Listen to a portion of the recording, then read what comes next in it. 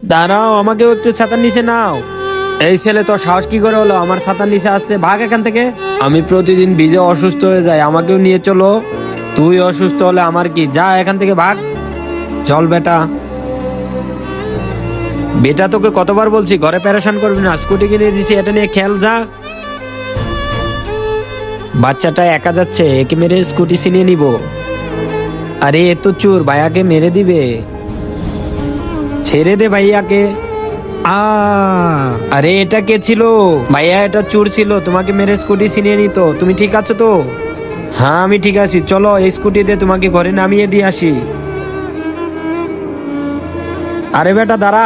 হে আল্লাহ, যে এই পবিত্র কালিমাটাকে দেখে ভিডিওতে একটি লাইক করে চ্যানেলকে সাবস্ক্রাইব করবে এবং এই কালিমাটা তার বন্ধুদের কাছে শেয়ার করবে। আপনি তাকে পরীক্ষায় পাশ করে দিন, সবাই কমেন্টে বলে দাও আমিন। এ তো সেই গরিবটাই না যাকে আমরা ছাতার নিচে নিয়ে নেই, তুই একে নিয়ে খেলতে যাচ্ছিস? আরে মাম্মি, এ না থাকলে আজ আমি বেঁচে থাকতাম না। এ আমাকে চোরের হাত থেকে বাঁচাইছে। কি? ধন্যবাদ বেটা, তুমি আমার ছেলের জান বাঁচাইছো। আজ থেকে তোমরা একসাথে স্কুলে যাবা, একসাথেই খেলাধুলা করবা।